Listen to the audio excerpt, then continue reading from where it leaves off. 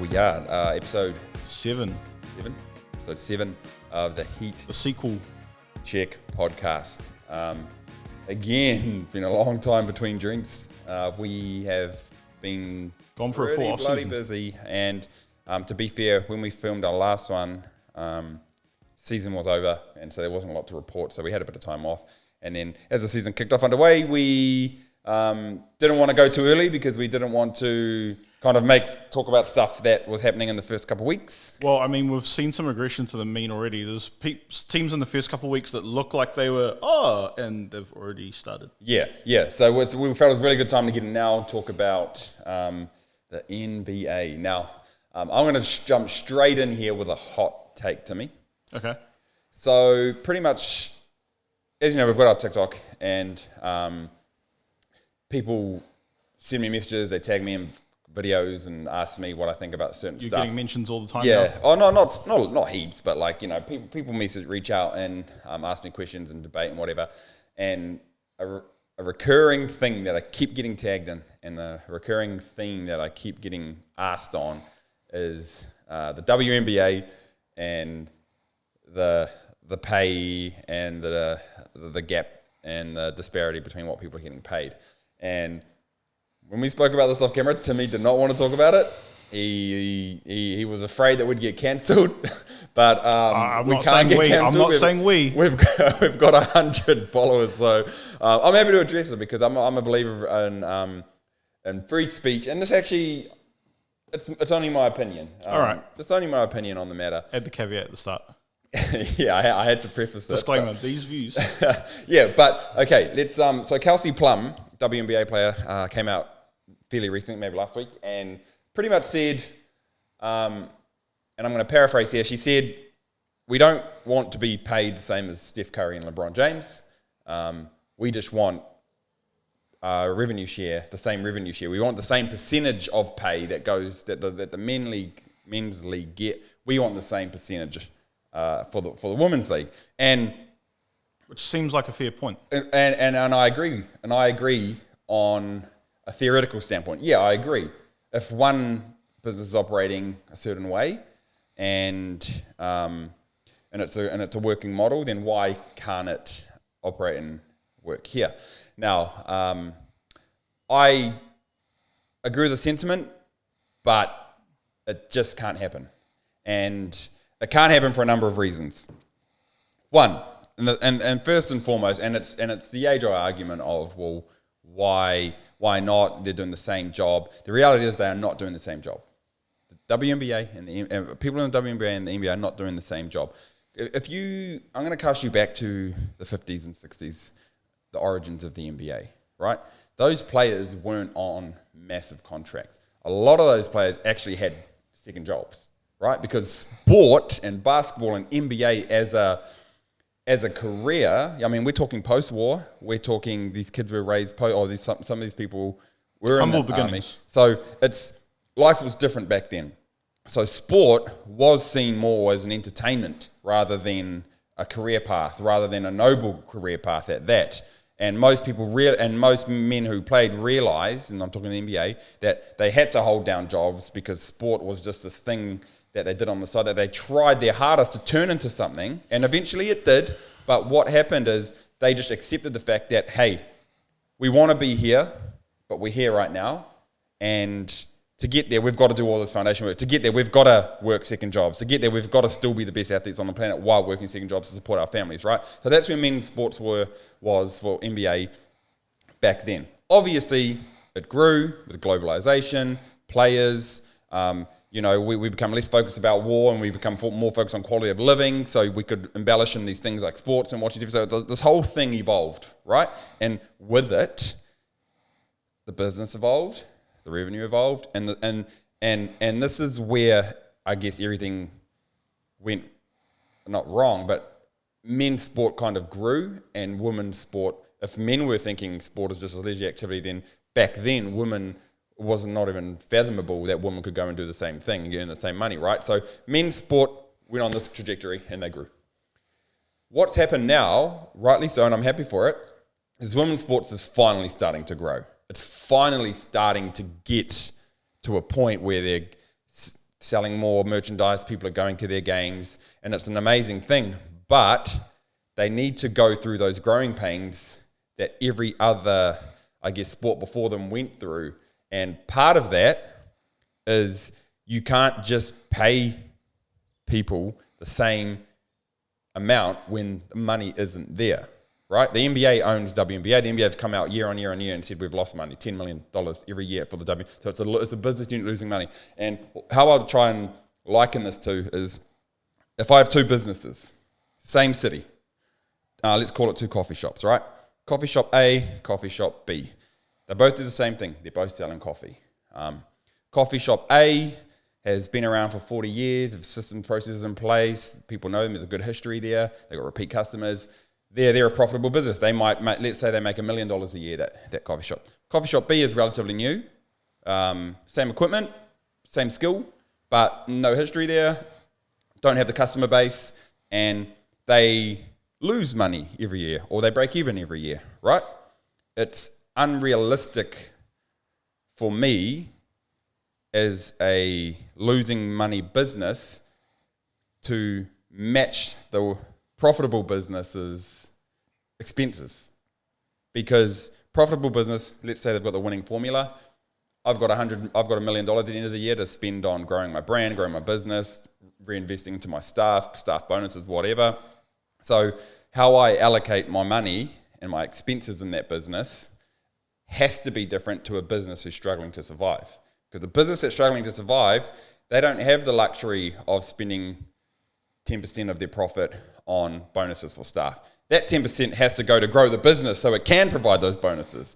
But what we're seeing, a lot of these athletes come out and say is, we want the same percentage, You just cannot get the same percentage from a business that is essentially not making money. The thing is, though, to counterpoint that, this is the same argument that went into free agency in the 60s and 70s in the NBA. They said they couldn't afford free agency, the league wasn't big enough, there wasn't enough revenue. The argument's always going to be stacked towards the owners because they hold the power. It's the same thing as FIFA. FIFA operates as a non-profit, but you can't tell me they're not raking in millions, if not billions of dollars with executives. They funnel the money into things that come up to costs, and then they'll say, oh, we're breaking even, we're not a for-profit company. But you can't tell me that the NBA isn't making money in some form through the WNBA. I think part of it is they need investment in that kind of infrastructure, and that's only really come in the last 10 years. They've operated it as a loss, but it's never been a priority to take it off. A perfect example is what you've seen here locally. Like, admittedly, women's rugby, New Zealand's done well traditionally, but it hasn't been something that's been marketed. They've put a lot of investment into the most recent World Cup that's just finished. For context, I think the bonus pool for the Men's World Cup, which was 11 years ago, they did $2 million in terms of the TV rating, and I think for attendance it was about 60,000. For context, the women did just over 40,000, did a 1.3 million rating. That's with a more segmented TV market now. But in terms of the payout, the bonus for winning the tournament, the men were paid 150,000, which was, again, that's 11 years ago.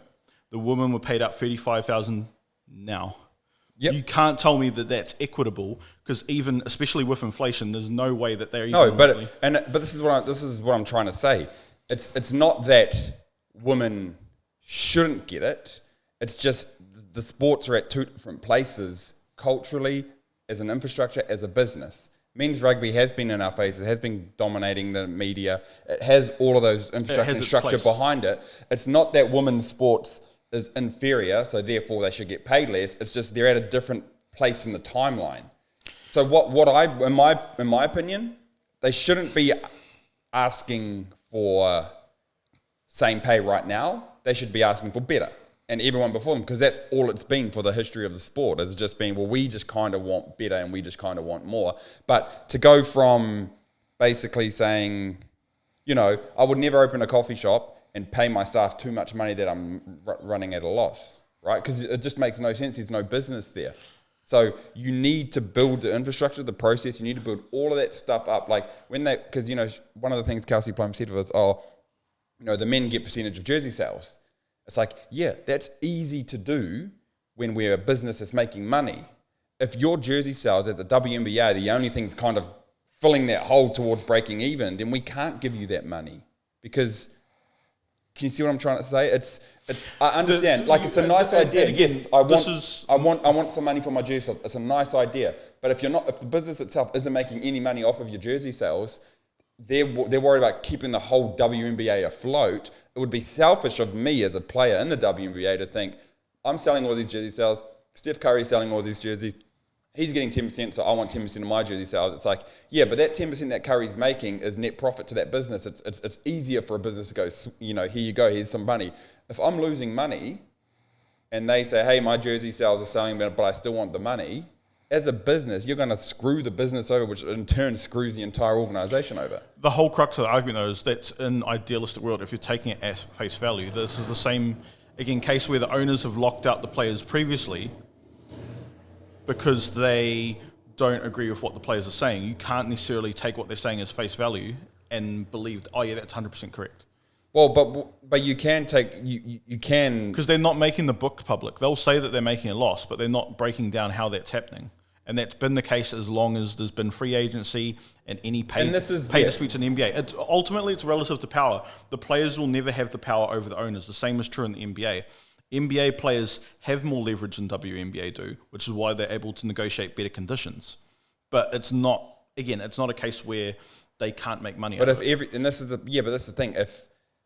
If everyone's eating, if the business is doing really, if the business is doing really well, the books are good, staff culture's high, it's easy to negotiate those kinds of things when you're in a working culture like that. If you're in an organization where you're not actually making you're running and yeah, you're right. We do have to take this at face value. We don't see the books of the WNBA, but we can make the assumption that given the information that we've got, the fact that the NBA has come out and said we lose this amount of money each year on it, and because you would be stupid as the NBA to lie about that, because if it ever got out that you were lining your pockets.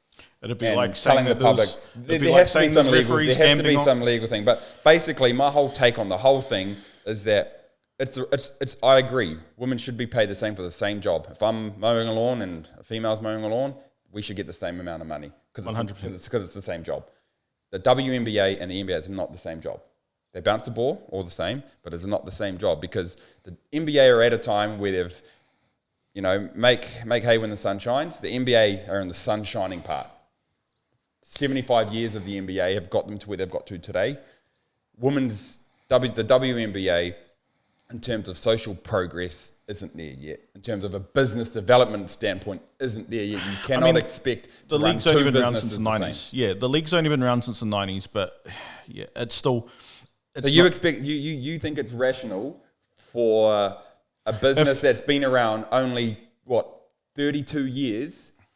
to run exactly the same as a business with double the history. I'm not necessarily saying I'd expect the players to get 50% in the WNBA, to get 50% of the BRI like the NBA does.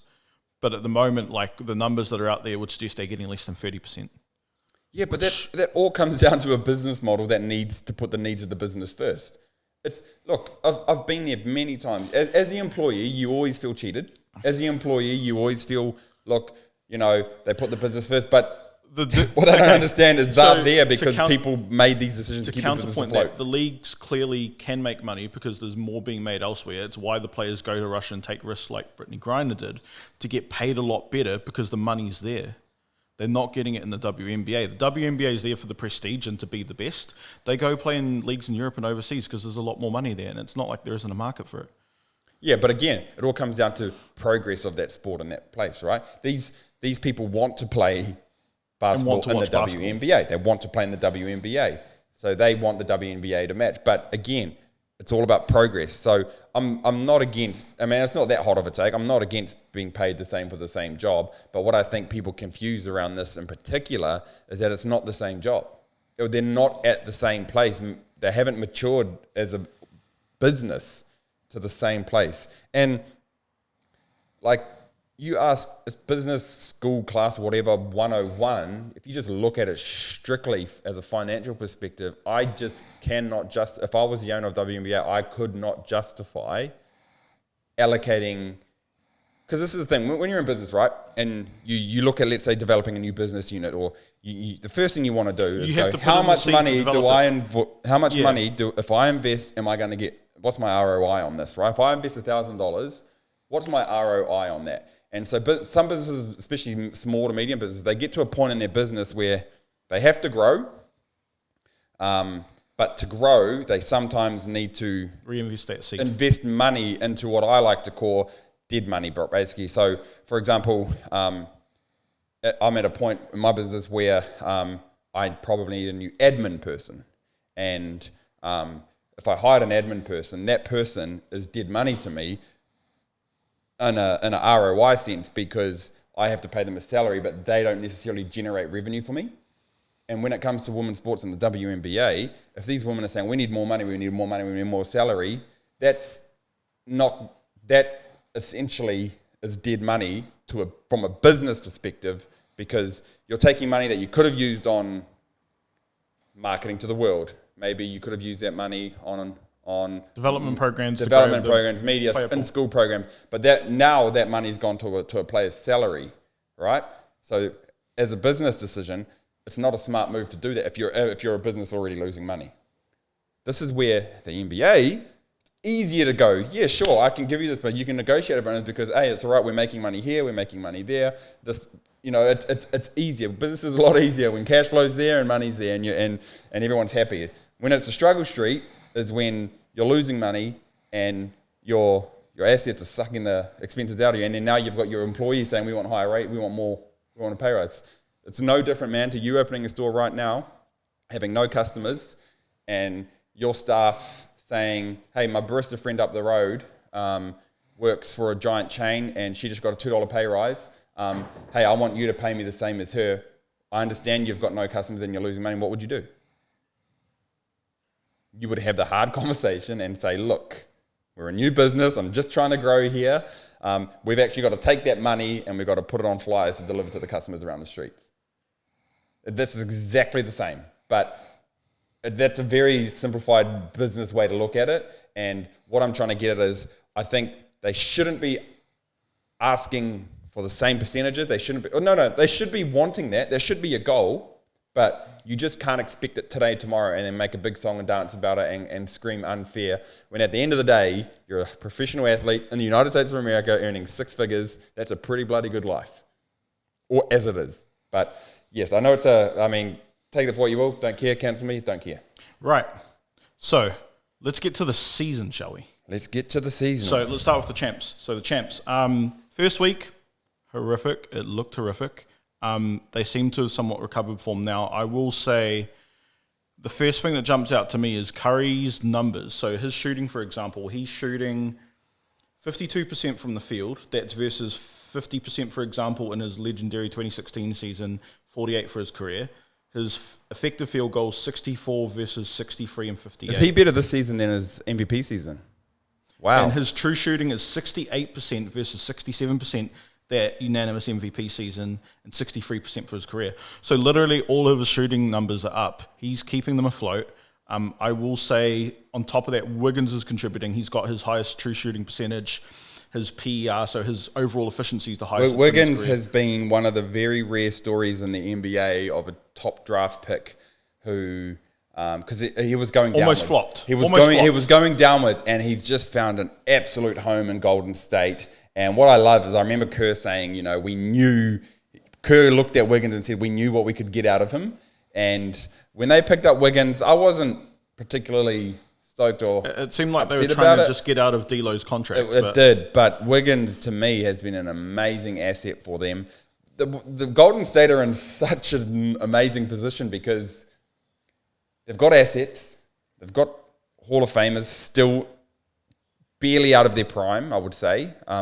I believe I still believe in Clay. Curry's not out of his prime. I still believe in Clay, and they're in a great position. They got picks. They've got Poole. They've got picks. They've got Poole. This is interesting. Gave him massive money that's going to sting them on the back end somewhere with either with Green, I think. But it's interesting. He's struggled as of so far. He's struggled. It's probably adjusting to coming off the bench. I'll say part of it, like from what I've observed and from what I've seen, like Warriors reporters observing, a lot of it is him being on ball versus off ball. He's been asked to be on ball a lot more this season, making decisions, and it hasn't been going as well. More recently, he's gone back off ball. His shooting numbers have ticked up the last few games. So I'm guessing that's part of just growth. Like he's evolving into a potential star, but part of that is that you constantly reach challenges that you haven't seen yet. And so it's understanding that and breaking down how to get to that next level. I've been seeing a lot of people put a lot of stock into the punch incident. Look, I don't think there's anything there. I know people are trying to drive a wedge between the team and say, oh no, the reason Pool's playing bad is because the punch with Draymond really affected team chemistry. If you're a baller and you've played, things have got heated before. I mean, I've only played socially recently, but things can get heated, you know, and especially in training drills when you're with people you really trust. Like you and I have brought out, and I've ripped into you and all kinds of things. And luckily we don't really conflict a lot, but I've been in pickup games many times where things have gotten heated and there's been a lot of scuffles.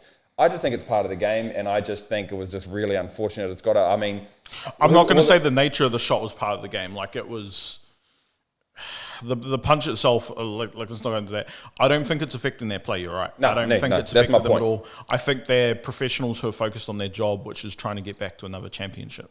Yeah, I don't think Paul's coming down the court, half court, he sees Draymond on the fast break. I don't think he's not going to pass him the ball because he's like, oh, you punched me. No, I don't think that's affecting play at all. I just think people are trying to look for justification for why stuff's happening. But yeah, it's my main point of interest around this whole... Well, I mean, actually, let's talk about Wiseman for a second. Number 2 pick, and he got sent to the G League recently.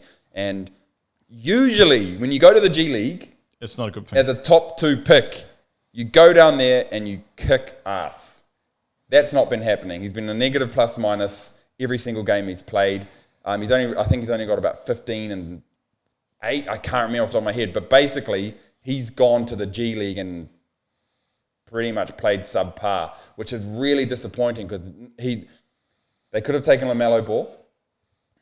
It's not. They could have. Yeah. Now, admittedly, LaMelo wasn't a good fit for the system, but you get him to trade him. You get him to get the asset you want later on. They gambled on Wiseman, and I don't know if it's paid off, which is sad because he's a shooting big man who's pretty agile, but he just honestly looks like he doesn't know what he's doing when he's on the court. It can take you can get late bloomers, but the signs aren't great early. Well, no, I think there was a couple other people who've gone to the G League and did the same thing, and it's not a good look. I'm not saying it's all bad for Wiseman, but if you're a card collector of Wiseman, I'd dump his stuff now. Probably not now, the market's down as a whole, but gee, get out of Wiseman. No. I will say, I think for the Warriors, the biggest thing is that they've got a lack of depth, I guess, compared to last year, having lost a couple of their role players. Yeah. The biggest question is Clay, because Clay's shooting percentage, outside of last year, which was his first year back from the injury, it's his worst true shooting percentage performance in his career. Well, you haven't played in 2 years. I know, but that's what I'm saying. It's like if I try to ask you to shoot now, when was the last time you shot a ball? When's the last time I shot a ball? Well, a few weeks ago.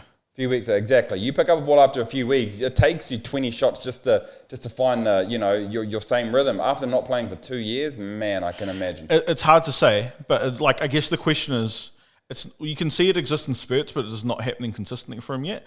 The question is if you're going to be able to get that version of Clay back consistently, because that makes them the favourite. I'm not worried about Clay. He's a shooter. He's a 3-and-D shooter. That's all you need from him. That's all you need from him, and that's pretty. I think that's great to get back. You're not depending on his lateral quickness. You're not depending on him dunking the ball. You're not depending on him lateral you'll kind of need on D, because that's the other thing. They need defenders. I just mean more your back cuts and your off ball cuts. But all we need from Clay is receive some screens, shoot the ball, get a 3. I'm not worried about Clay. Draymond, though, what happens with him? Because is he worth a max? Yeah. I don't know if he's worth a max. But you put Draymond on the Mavs, top seed. You put Draymond on the Lakers, top seed. You put Draymond on the Celtics, top seed. You put Draymond on a lot of teams. Put him on the Nets, they're a top seed. You put him on the Sixers, he's a top seed. Put him on the Bucks, he's a top seed. You put Draymond, he's one of those guys you put on a team. He's like a Rodman. You put him on a team and you take him from a fringe playoff to one of the top seeds. He covers up a lot of gaps. He's a ceiling raiser, not a floor raiser. He reminds me a lot of LeBron, how he plays, minus the scoring. He's an insane facilitator with the ball, insane point forward. Dre doesn't get a lot of love, but I think he's one of the best point forwards that we've seen in terms of passing and setting up plays. Right. Playmaking is where I'm going with that. Not necessarily scoring, but playmaking and defensively. Prime Dre defense. Give me that. Okay. Give me that. Let's speak of that, man. So the Lakers, we'll have to go there because I know you'll enjoy this, aren't doing particularly well. Aren't they? In terms of breaking, well, the schedule, they had a very hard schedule. You are not fucking getting out by saying they had a tough schedule, man. No, I'm double-edged sorting it. So the record's gone a little bit better recently. They were looking like one of the worst teams in the NBA. Tim, you beat the Spurs twice, and you guys were like, woo! 3 times. The Spurs. Hey, we beat Brooklyn too. Let's put that out there. No, I don't think in terms of team, there's not a lot positive to talk about. I will say AD has career highs in rebounding, his shooting. Disgusting. I think with an average, even defensive team, he'd be in contention for Defensive Player of the Year. I hate giving any Laker credit, but AD's been that AD's boy. been a monster, but it's not worrying me because he's having these monstrous games, and you guys, your record is still borderline. terrible. You know what, Tim? You said something the last podcast about the Lakers being more relevant than the Celtics. And it cut me deep. And I said, no way. And then I just bloody remembered, if you take the bubble out, Are we going to do the caveat game? If you take the bubble out, the last 12 years, you haven't made it past the second round. 12 years. Yes, in 12 years, you didn't make it past. So take the bubble out. Take the bubble out because no one gives you any credit for that championship. 12 years, you don't make it past the second round. You swept twice, and for 7 years. You can't say 12 years. And for 7 years, you didn't even make the playoffs. So don't sit there and tell me that the Lakers are relevant when the Celtics, right? Conference finals in the same amount of time, 5 times. Finals once, and we only lost when we lost 4 of those times to LeBron's Cavs. Can I ask a question? Do the Celtics hang conference banners? Don't you tell me we're not relevant. Lakers are the most irrelevant team. Just yes or no answers. Do the Celtics hang conference banners? The Celtics have missed the playoffs once in the last 12 years. You've missed it 7 times. I've answered your question. Answer mine. Did you? Do they hang conference banners? Did you? Yes, we hang championship banners, of which we've got the most in the NBA, and that's all we'll talk about. Tied 4. No, don't cut it. No, because you just went on a rant. Give me my chance to counteract. You've won 1 title in 35 years. That's not relevancy. We have the most. You haven't been in the playoffs. You missed the playoffs 7 times in the last 12 years. Across 35 years, 1 title versus... You have the most talent out of any team ever in the history of the NBA. You've got the most talent in the Lakers, and you should be sitting there with double the chips. Which is why we've consistently been underachievers. Successful. You can take any player away from our team. We've still got 12 championships. If you take Russell away, how many do you guys have? You're underachievers. You've had the highest density of talent out of any other team by far, and you still don't have the most rings in the history of the game. We do. That makes you losers. We do have the most. And it doesn't. And you're not relevant outside of the bubble. And I'd give you the bubble thing if you guys went back to back. I'd be like, actually, no. The Lakers were just the best. So we didn't get two of our starting All-NBA players injured the next season? Didn't. Oh, if we're going to talk about injuries, Giannis is only a champion because of injuries. Yeah, so but my point is, you're saying they didn't repeat. AD wasn't playing and LeBron got injured as well. That's why they didn't make it. Let's not pull on that string because there's arguments every single year around injuries. Was Giannis injured in 2020? Well, I'm just trying to say there's arguments every year around injuries, so we can't go there. But you're caveating one year and then caveating out the opposite way. Is you're not you guys outside of the bubble, where you guys got where TJ Warren was the best player in the bloody bubble, Jamal Murray was one of the best players in the bubble. It was further proof that the bubble was just pick up game ball. It has no weight. It means nothing. Anyway, moving on. You went there, man. Nets and Ben Simmons. So obviously, KD's my favorite player of all time, and he's being asked to do a lot. Oh boy, has he been doing a lot? And has he been doing a lot? He is. I can understand why he's not in the MVP conversation because his team isn't winning. But he's got 3 starting players who have negative offensive box plus minus scores.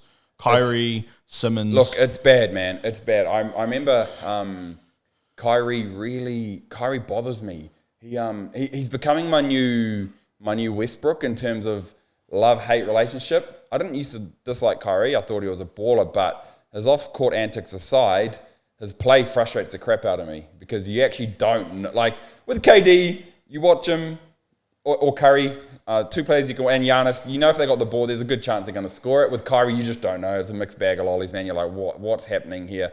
I love his play. He looks good, but he's just too inconsistent for me.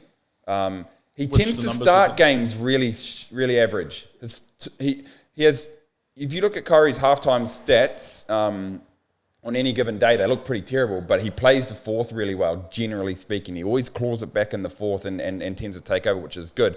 For me, the net. I made a bold. I said I remember saying if Ben Simmons is healthy, the Nets come out of the East. Before Ben got re-injured, his last 5 games, he was putting up double-doubles, near triple-double. He was playing really, really well. And he was actually being the Ben that we needed. The first part of the season, he looked terrible, but then he was actually looking like all-star Ben again, which was really, really good to see. But I'm going to change my take here. I can admit when I'm wrong. I don't think the Nets are coming out of the East. I think they're going to the playoffs. I do. I believe they'll make the playoffs. I believe they'll have to run into the Celtics or the Bucks in the first round, so that's going to be interesting. That's a buzzsaw.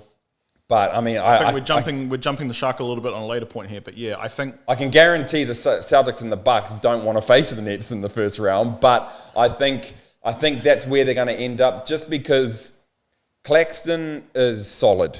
He's solid, highest efficiency in the league. I believe Kai. What's his name? Yuta Watanabe. I love that man. Greatest shooter in the NBA so far, out from 3.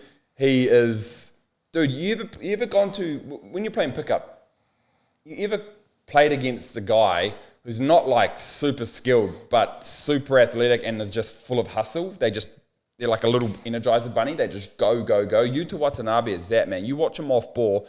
He is contesting every shot. He is diving for every loose ball. He's doing every back cut. Yuta Watanabe is a solid pickup for them.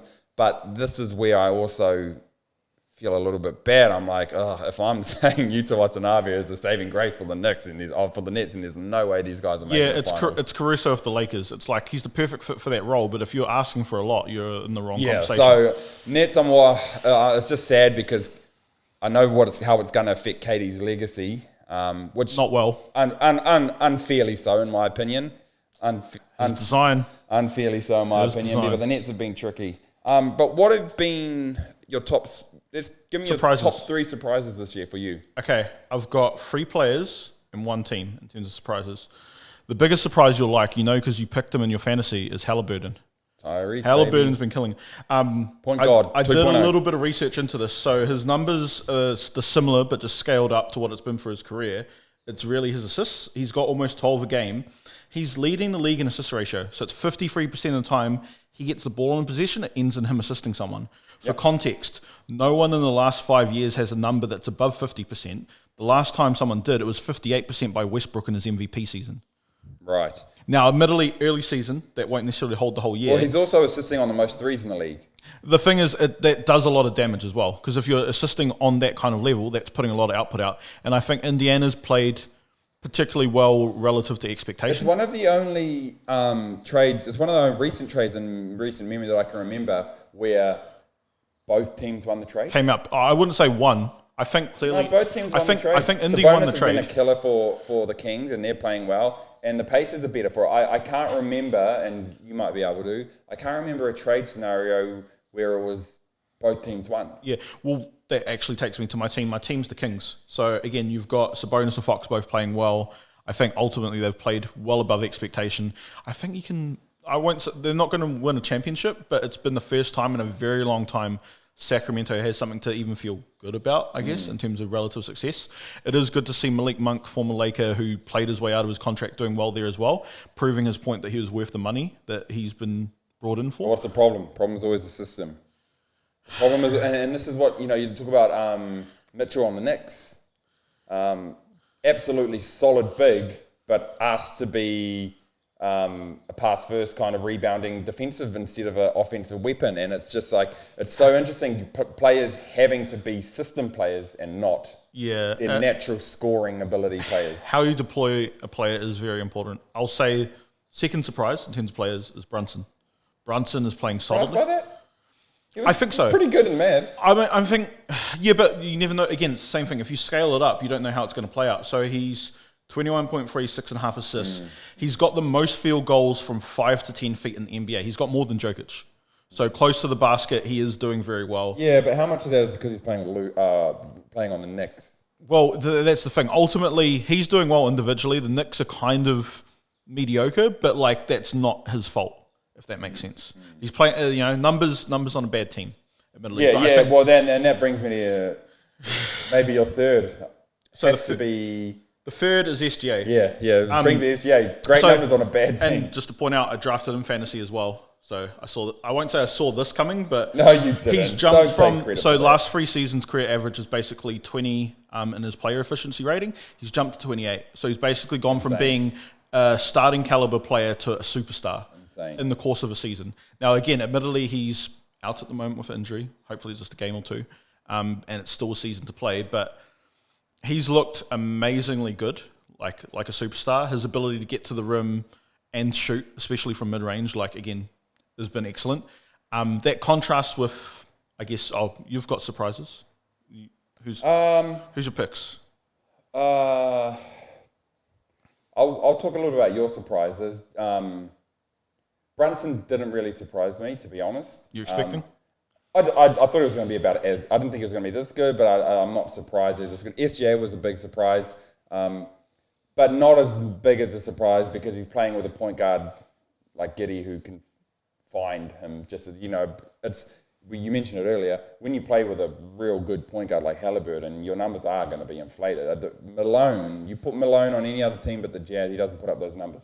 It just does not happen. So I kind of see people who play with true point guards like that, like DeAndre Jordan with Chris Paul, I don't really give them that much credit. In terms of surprises, I am surprised. I'll tell you I'm not surprised by. I'm not surprised by the Jazz, which might sound surprising to some people, but the Jazz have always been that pesky playoff team that has always been around anyway. They've just got a winning culture, not a winning culture, but they've just got that gritty culture there. It was supposed to be a rebuild season, but if you look at the lineup, Clarkson to me reminds me a lot of Jamal Crawford. Love watching him shoot the ball, love watching him play. He's now got a chance to just shine there. And when you've got no expectations and you over-deliver, it's a lot easier to ball in a system like that, man. There's no pressure. And Markkanen was pegged to be Laurie Nowitzki when he came into the league. He was pegged to be one of the best shooters in the league. And he didn't really live up to that in Chicago. So it's good to see him. Again, no pressure, no system. Go out and ball. Was trying to tank for Wembanyama. You're not going to give him some name, Laurie Bird. I can't give him Laurie Bird yet. Right now he's Laurie Nowitzki. But if he carries on being this, but I mean, even just looking at him, I'm not surprised. He's massive. He's athletic. Probably the most athletic he's more athletic than Bird and Nowitzki. I'd say that much. But he looks like he should be a weapon, and he is finally becoming a weapon. But yeah, I think the Jazz are just in this, in this stage where it's kind of like when you're playing high school sports and you got your A team and it's real competitive and you play to a system and you run your plays and you're hard on yourself, but then you go and play for a B team, almost a social team. And it's a lot more relaxed and that's a lot more fun. You can just be yourself. And then, so that's kind of what I think the Jazz are doing. They had no expectations. I think what's going to happen, though, their record's going to keep getting good and then they're going to be seen as a threat. So then the pressure's going to come on for them to keep the top seeds and then playoff dreams are going to realize. And then I think what's going to happen is the pressure's going to mount and they're going to crumble to the team we thought they were going to be. That's my prediction on the Jazz. As someone who's got experience having Danny Ainge manage teams, do you think it's not that they're just trying to max out the potential of some of their players and assets so that they can become worth more to swap around for future things Possibly. as well? Because that's more my read on them is I think they regress to the mean. I don't think they become a playoff team. But you don't secure the top seed and just give that up, right? If you ever got a team that is the top seed in the NBA or at least in your But conference, do you expect that to hold though? Well, no, that's what I just said. I think what's going to happen is they're going to get to a point where they actually seem like they've got a chance at winning. The pressure's going to mount, and they're going to crumble back to what we expected of the Jazz. But was I surprised by them? No, because the Jazz have always been a pesky playoff team. My surprises so who are has probably not KD. I pegged him to be the MVP this year, so I'm not surprised at him. Celtics, I'm not surprised by them. I'm surprised at how shit the Lakers are. Are you? Really? Well, you've got AD, when healthy, top 3 player in the league. Yep. You've got LeBron James still playing career highs. I'd still think a top 10 player when he's healthy. Oh, you've got Westbrook. That on paper should be a playoff team. I'll say I am surprised that they're this bad. I didn't get to it in my part of it, but I think there's a few things. So like they've started taking Westbrook out of more lineups with LeBron, and there's had modicum of success, I'll say. I think the big problem is for Ham, he's still learning the team. There's been lineups out there where he puts 4 guards on the court and they just get absolutely mutilated. Yeah. Having Anthony Davis doesn't cover up the defensive frailties of that team, unfortunately. Yeah. And what's your thoughts on Nets ditching Nash? I mean, we knew it was going to happen, but they're blaming the wrong person. Like it's like a football club now. Football clubs are a little bit more like that than the NBA, where it's like the amount of money that goes into the players, you can't fire the player, you fire the coach. So for that, I think ultimately, I'd say Kyrie's and KD are as much to blame as Nash's, if not more. But ultimately, Nash was inexperienced. He was always going to be the fall guy. I'm not saying he did a great job. I don't necessarily think he did an amazing job, but I think he was a scapegoat, and ultimately they've moved him because it's easier to do that than it is to move Kyrie. And he's taken the brunt of the blame. Yeah. Fairly or unfairly. Nets are in a pickle with Kyrie. I don't know what happens there, but okay, that's interesting around Nash. For me, he always had to go. He just didn't have that authority with the team that I think I feel Ime Udoka had with his boys. Oh, do we want to talk about it? No, we're not going there. Anyway, what's One more point on the Nets, though. So with Nash, it's bad. Again, I alluded to it when we were doing last episode with Severe. It's bad when one of your rookies is coming out trashing you as a coach. Yes. That's never a good sign. No. All right, so I went on a little bit of a research mission, went on a bloody deep dark hole. And I don't want to know about that. I asked a question to myself, and I said, how often or how rare is it that someone enters the GOAT conversation? Because the GOAT conversation, man, it lingers, and it's one of those things, makes for a great chat from time to time, but it's one of those questions that you will never have an answer to. But I wasn't interested in who the GOAT was. I'm interested in, okay, how often does a player enter the conversation, right? Because 1 through 7 are locked. In today's, you ask most fans, 1 through 7 are locked. It's your 7 through 12 that really gets interesting, that people say, no, it's this person, no, it's this person. So what I did is I wanted to know, okay, how often does a player enter that conversation? Because one player's just entered it last year, Steph Curry. He's gone from top 20 player to top 9, 10, 11, depending on who you ask. Top 10, surely. Top 10, Steph Curry. So he's entered it, right? And it got me thinking, okay, so how often do people enter the top 10 argument? So I did a little bit of research, if you can call it that. Number crunching. And it's a hard question to answer, but I think I've got an answer. Right. So to answer the question, or try to, you've got it depends when the question was asked. So if you go to the 50s, when just after the NBA was after the merger, if you were to ask someone into the 50s, who the top 10 players of all time are, it would be quite a small pool of players, and you'd have names like Dolph Shays, Miken's probably the guy. number 1. Yeah. Sharman, Johnson, Kuzi, surely Kuzi. Yeah. The point is, not a lot to choose from. You would have to really struggle to fill the 10. You're picking an all NBA team borderline. Yeah. Right. So then you go to the 60s. And by the end of the 60s, that team's transformed. The whole top 10 is none of the guys from the 50s. You might keep Miken in there. You might keep Miken in there, but you got Wilt, Oscar, Jerry, Bill, Bellamy, Jones, Pettit, you've got so much more people in the 60s, so the list has changed. So within a 20-year time frame, you've gone from... You've got 10 that are... You've got the inception, the top 10. And then after 20 years, someone joins the top 10 conversation every year. Every year, in pretty essence. much, Yeah, right? yeah. So every year, someone joins the top 10. Then you go to the 30s. Then you go to the 70s. You got Kareem, Irving, Barry, Fraser, Hayes, Havlicek, Maravich. You've got these people who are the top 10 of the 70s. But what we've got so far, now we've got our list. Cheers. We've got Mikan, we've got Wilt, Oscar, Bill. I'm just naming the best players from each decade so far. Kareem. Julius. Yep. And then you can make up your other 6. So slowly but surely as the years go on, the number of people who join that list gets smaller and smaller. That is until we get to the 80s. And explosion of talent. The explosion of talent. And you've got Magic, Larry, Kareem, Moses Moe, Michael Jordan, Isaiah Thomas, Kareem would you leave in the 70s, but... No, well, you don't actually have to, because he dominated enough in enough of the 80s, even if it was 2 years.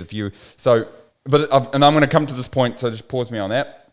Then you got the 80s, and then you got the 90s. So the picture I'm trying to paint here is every 10 years or so, people join. The pool gets smaller. The pool gets smaller, but people join that. But then you have your legacy players who stay in the top 10. So Mikan was in the top 10 for probably 30 years, but then he was evolved out. And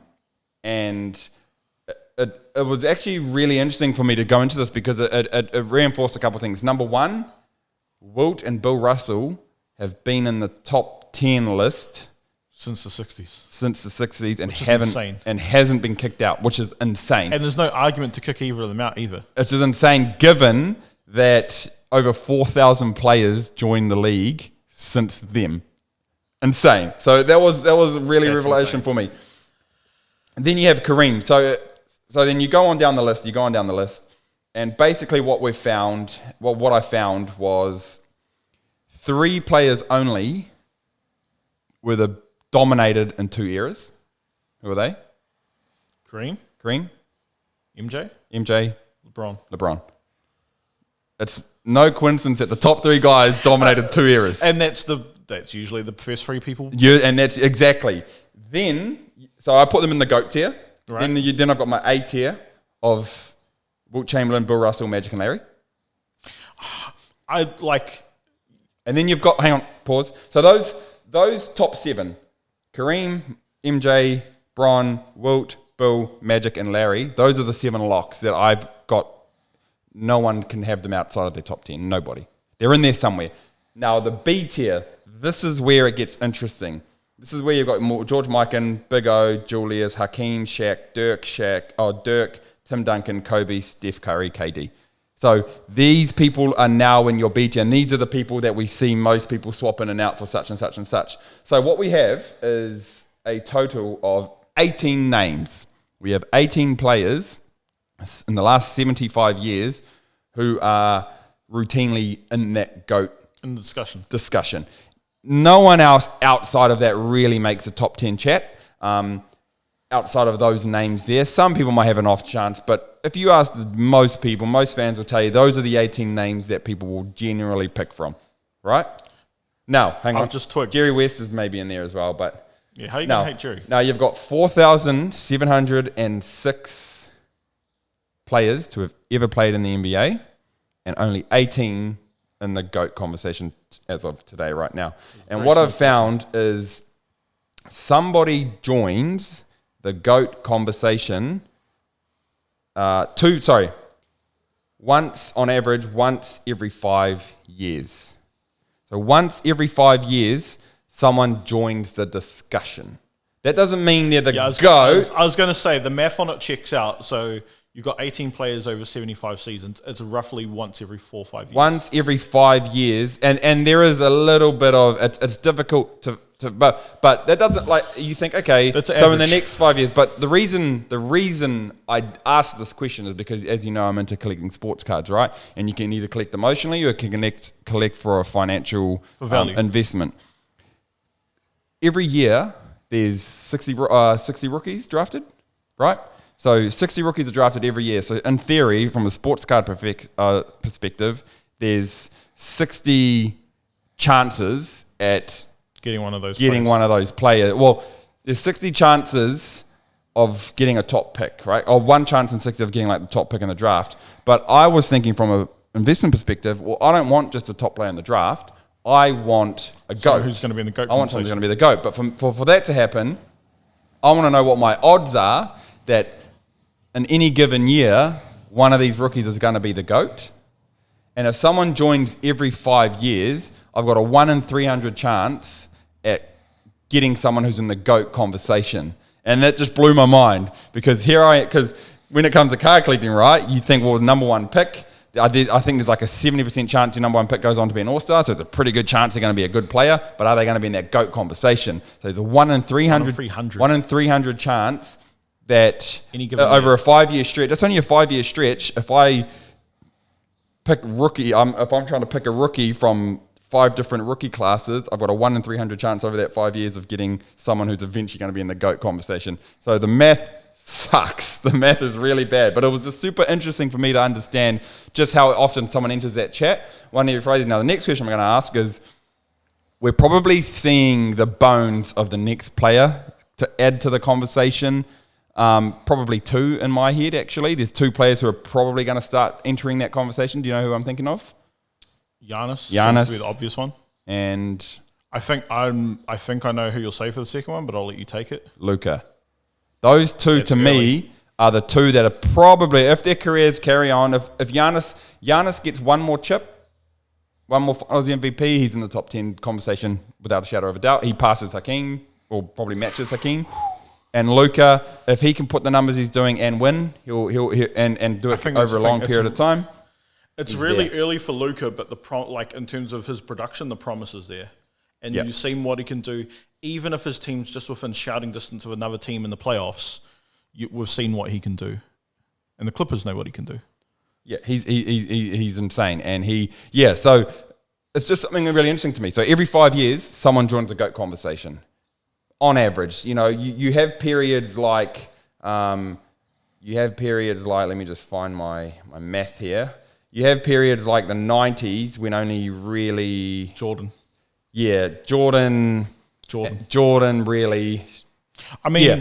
you have periods where it was one every 10 years, right? Jordan was the only really kind of guy who joined it. But then you had your young Shaq and then Hakeem towards the end of his career. But so you will... it might stretch it out a bit further, but on average-ish, it's about 1 to every 5 years. I found that super interesting. Now... there's a few people in the league who aren't in the league. We know why, well, I'm not going to make assumptions. Dwight's not in the league because 2 reasons, in my opinion. He can't shoot. And the GMs around the league believe that he's not a locker room kind of guy. He's more a joker, trick, and we've seen that from Dwight years and years and years. And Kobe, that was Kobe's problem with him, is that he didn't seem to be I think it's more into it. It's the durability. I'll say from like a team that had dropped him, like the thing with Dwight is he's no longer at the point where his body can hold up playing significant minutes. So like he has value, but like... I don't know. He's pretty durable in my opinion. He's durable, Big but guy. He's only good for like 12, 14, 15 minutes a game. Which is, again, mate, that's good for some teams, but I think the role of the big man of his design is slowly being phased out. He shoots more than he did when he was younger, but it's still, you wouldn't consider him a shooter for a big man standard. I think that's the problem, is like he's good enough to play in spurts, but only spurts. Yeah, you know what I could never understand, man? I remember being in high school and I remember thinking, and I remember my first introduction to the NBA was Shaq. And I could never understand why Shaq wasn't a good free throw shooter. I just said, hang on a minute. If I'm bad at something, I would spend a lot of time getting good at it. And when it comes to Dwight, he had to have seen where the league was going. He had to have known that Brook Lopez did it. He has had probably the biggest gameplay transformation in the NBA I've ever seen. He went from big lug defensive anchor, post player, to now 3-point floor stretching defense. Like he's arguably more in the defensive player of the year conversation than Giannis is. 100%, but he's a better 3-point shooter. Yeah, 100%. Stretches the floor.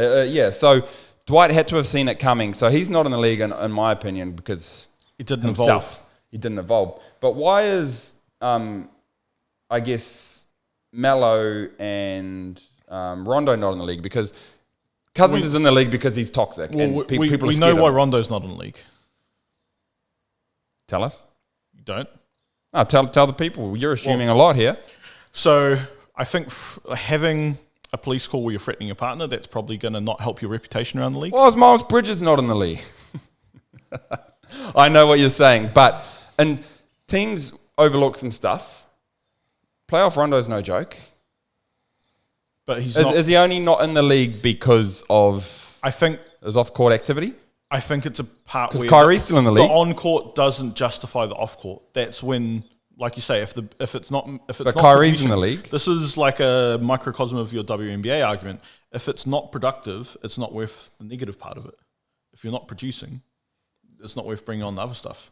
Playoff Rondo did amazing things for your Lakers. Oh, 100%. Oh, I think so the bubble does count. No, I just said he did amazing things for them. I didn't say it counted. Melo, why is Melo not in the league?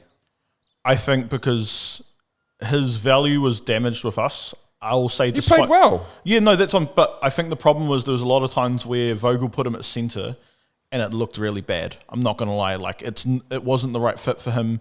The team would like lose big runs because of it. I just think he wasn't put in the right role. I think in the right role. So he's out of the league because of how he was coached. Is that what you're telling me? I think he was a decent shooter off the bench. I think that and his reputation. I think that's the problem. It's the I same think reason. he's suffering from the DeMarcus Cousins. I honestly think him on the Warriors would be a really good pickup. As strange as that sounds. Yeah, I agree with you. Now let's play a little game to me. Okay. You and I love doing this, but we haven't done this one. Who are your greatest what-ifs in NBA history? Who is the greatest? Who would have been, in your opinion, who would have had the most upside had they been healthy? We're not talking trades. We're not talking vetoing the CP3, anything like that. We're talking... Oh, let's not talk about basketball. We're talking if they weren't injured, have the most upside. Who is the greatest what-if in NBA history, in your opinion? You know, I've thought about this before. There's a lot. You've got Samson, obviously. Wow. Okay. Well, you don't think? No, nah. If his knee doesn't. Not me. But carry on. This is yours. Okay. Samson. So Samson sticks out. Mac sits out, but I think we got to see a little bit of Mac before he got injured. Obviously in Orlando. Who's your number one? Who is the? I don't like this, and I know you're going to love this. It's Yao. The answer is Yao. Do you love Yao? Because you saw what he did against Shaq, and like had that man, and again, part of it is the shape of that kind of person isn't designed to be put under that much stress. But a guy who is as big and had the touch he did and the skill he did, if he was able to be healthy, like I'm not talking 80 games, I'm just talking even 60 games a year and a playoff run, load manage, he undoubtedly would have had a chance to be in that group of 20 players that we were talking about. Look, that makes me so happy because I love Yao Ming. He's one of my favorite international. But you're right.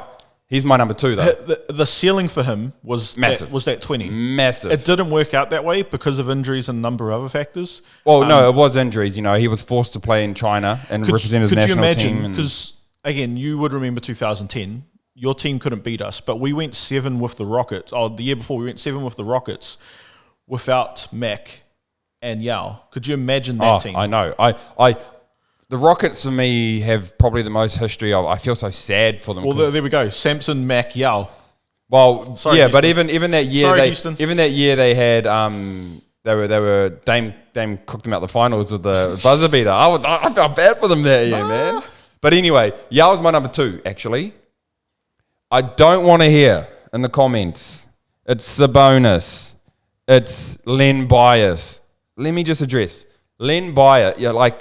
I know he was great, but we have seen time and time again college players who have come to the NBA and absolutely stunk it up.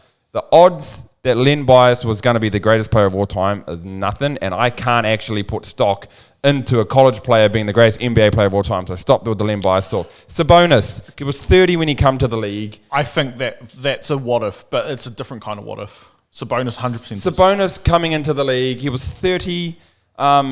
He was not going to be the greatest player of all time. But he was already ravaged. His numbers were average all-star numbers at best, with 22 and no. So just no to Sabonis, no to Len Bias. Go watch the 2000 West Conference. Number 1. Can we do an honourable mention for Reggie Lewis as well? Yeah, we can do it. He was a baller, 30 plus. But again, we saw enough of him not to say. So he wouldn't have been in the top 20 for me. Okay. Number 1. What if Kawhi Leonard? Now, before you say anything, people I already know are going to say, but he's already a champion. He's already a depoy. Exactly. That's my point. He was already those things, and he still was a what if. 1, 2, 3... 2 depoys? 5 years, in essence, of the last 6 or 7, he hasn't played the full season. He hasn't been able to... He's depoy, was it twice? Once or twice? Finals MVP. I'll say once. Finals MVP twice. Champion. Twice. One of the best defensive players in the league. One of the best two-way players ever. And he's still a what if. People I know are going to try and say, because I've already posted this question on my NBA debate group, and I've already said it's Kawhi Leonard, but Kawhi Leonard is the greatest what if in NBA history because he achieved all of that and still has an injury-riddled career. Imagine a prime, durable Kawhi Leonard. To me... Imagine if he never left San Antonio. To me, he would be probably in that top 10 conversation by now. Because you've got to think, healthy Kawhi has at least 2 more rings. At least.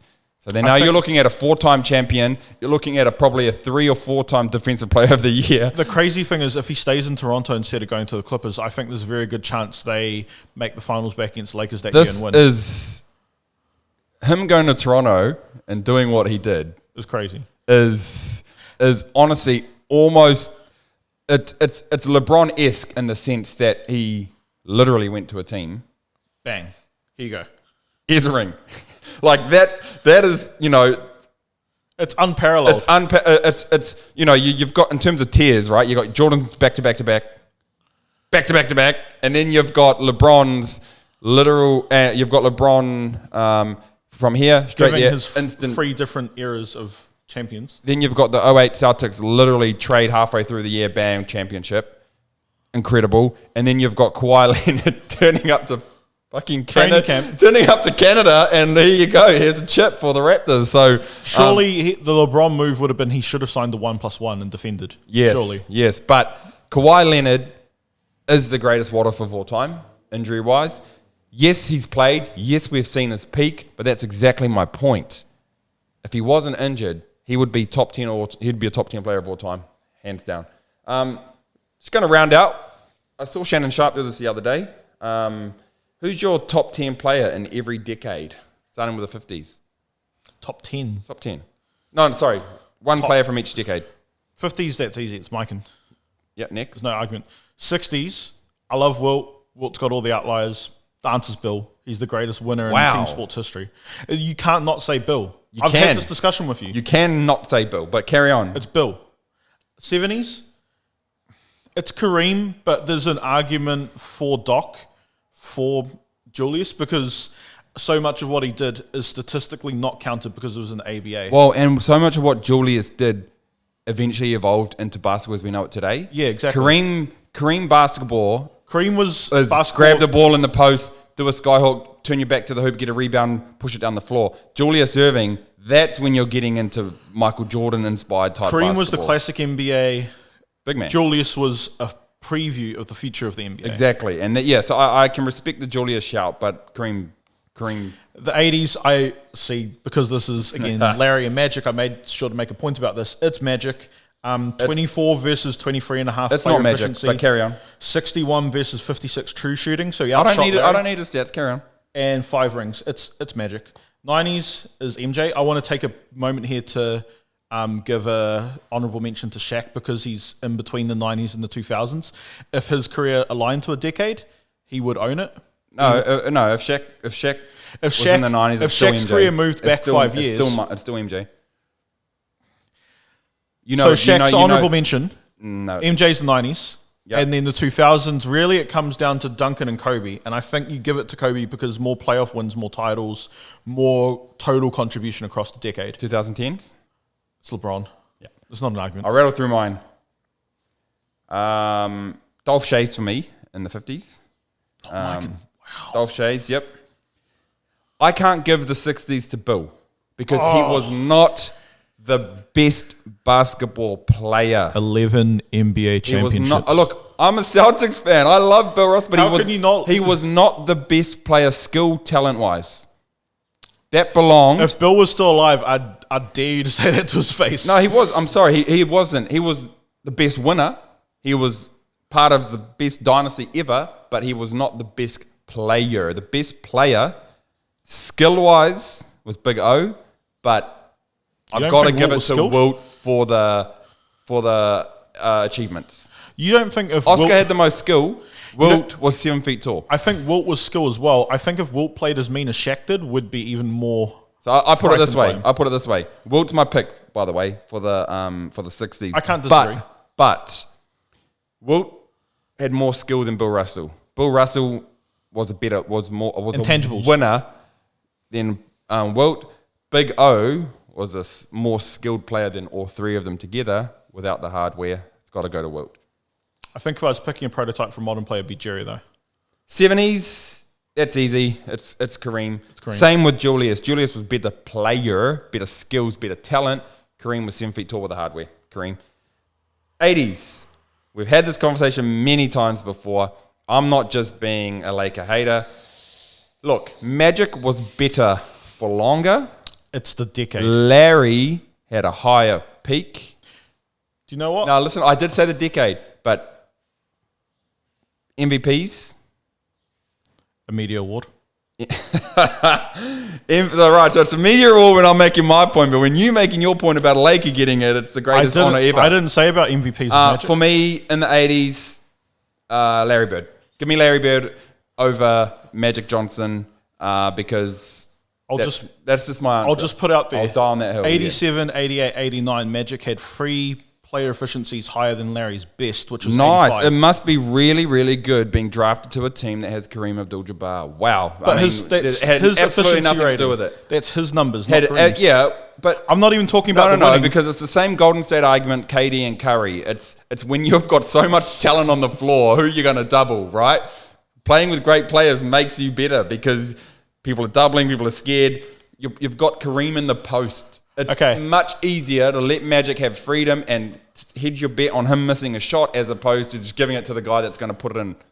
He got better as his career went on. I'm not counting it in the 80s, but in 91, he didn't have that roster and they still got to the finals because he's such a great creator. He's the greatest creator of all time.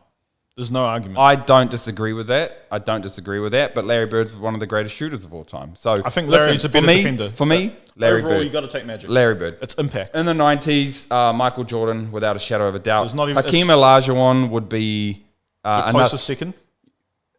It'd be the closest second. No. I'm not saying that. What? So who's better than Hakeem then? Who's better than Hakeem in the 90s? Yeah. MVP, two-time finals MVP, arguably one of the greatest solo contributions to a ring ever in 94. I don't count those 93, 94 rings. You know this. Here we go. You know this. They don't count. Jordan himself said MJ he retired. didn't have it in the tank. Whoever took the rings the next 2 years, it was irrelevant because Jordan come back and three-peated. If Jordan come back and Hakeem had won a ring then, I'm all for it. I agree. What happened is Jordan walked back. What happened in took 95? off his belt, said, "Daddy's home, Hakeem. Get in your room." Like he should have. What did Hakeem do? Go in his room like a little boy. Lost three championships in a row to Jordan. He didn't lose to Jordan, but in the finals, I'm saying we didn't see him again, did we? He was gone because you know why? Dad left the house. He come out and played like a little boy. He got his little cookies. Dad come home, he ran to his room, and that's exactly what Hakeem is. Did Dad come home drunk in 95? Because I'm pretty sure Shaq beat the Bulls, and then Hakeem swept Shaq. That's all Daddy did, buddy. 2000s 90s is Jordan. 2000. I'm interested to hear this. Kobe? Tim Duncan is the beneficiary of an amazing system and didn't have the skill Kobe had. It's that simple. I wouldn't say he didn't have the skill. He didn't have the skill. He put up a quadruple double in the finals. Like, who's done that? Yeah, so what's a quadruple double? Grabbing rebounds? Steals, blocks. Blocking the ball? Arguably one of the greatest defensive players. So you mean standing in a zone about this big, jumping up, down, and grabbing a ball? Don't get me wrong. Kobe's got more skill. Kobe's a better player. Kobe's the guy, but just... Kobe. No, it's Kobe. And 2010s... You got to say it, man. I want to hear it. It's LeBron James. Yeah, it's LeBron James. It can't not be. I can dislike the guy, but I can't. I'll be honest. I didn't like him for half the decade, but I'm not a liar. It's not wrong. I'm not a liar. And yes, just looking beyond the 2020s, it's how long can let's remove LeBron from the conversation. Then it gets super interesting. If we take LeBron out of the 2010s, who fills that void? Curry or KD? Curry. Really? Yeah. I know KD, like counting numbers, KD probably has the best over the whole decade. It's got to be KD. Curry's impact. Curry changed the game, but that's not... Yeah, Curry changed But see, that's not even just it. This is the same thing. I'm going back to Bill over Wilt. Winning. He made the biggest difference in winning outside of LeBron in that decade. 100%. Did he? And that's why KD joined him. Did he? That's why KD joined him. Did he join them because... He was asked to join them by Curry. Curry needed him because they lost LeBron in the finals. To be fair, Draymond lost LeBron in the finals. Draymond was the one who called Take Curry out. Yeah, take James out, and it's a toss-up between Curry and KD. But yeah, you got anything else? I think for the 80s, there needs to be the fact that Kareem and Doc were still as good as they were in the 80s as well. Just plays to, like, that doesn't affect the decade standing, but just how good a player they were. But also, going back to your point earlier about GOAT comparisons, I think for the tiers, you kind of have to put Bill and Magic in that first tier because of how dominant they were within their own decade. Bill just annihilating everyone else's championship chances, and Magic consistently being successful and having output. Yep. All right, Timmy, that's us. Episode 7 done. Peace.